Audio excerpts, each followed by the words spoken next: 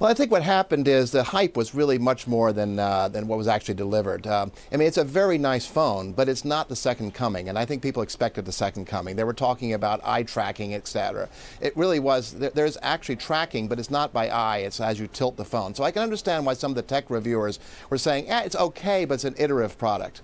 But let's not forget with Samsung that they have, this is a using their term, this is a galaxy of products. So if this one product is not big, there's the Note, there's the phablet, there's the 8-inch thing, and there are a whole lot of phones. So I wouldn't particularly worried. I think it's probably a buy on the Samsung stock right now if it's dropping down. Well, you tried the phone out. What did you like and not like about it? Well, I like the fact that it's a little bit smaller than the S3.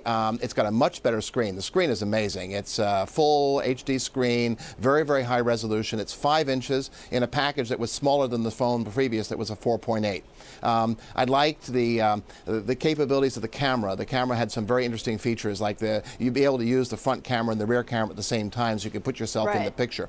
So there's some nice features like that. But again, none of these things were groundbreaking. We've all seen them. Like, for example, they talked about the translate function, and they call it S-Translate or something of that nature. But in fact, that's been around with Google Translate for a while. Now, it was sort of beta, and they brought it out into the real world. But those features have been out there. But it's a slim phone. It's got a replaceable battery. It's got a gorgeous screen. It's lightweight. And it's a powerhouse, and there are multiple versions of it. So the U.S. version won't have the 8-core processor, but it will be around the world. And remember, it's releasing all over the world. What was interesting also, Greg, because since you were there, I want to ask you this.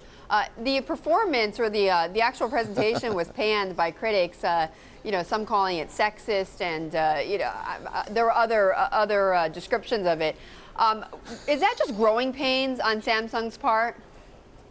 You know, they put on a Broadway show, and if this was a product launch, people were asking, why are we seeing a little kid tap dancing, and why are we seeing sort of it was a show. It was a Broadway show, and it was not what we were expecting if we were coming in there to get a tech review of the product.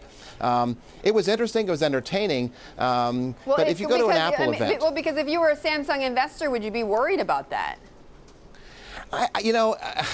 I wouldn't be as worried because I've seen them do this before.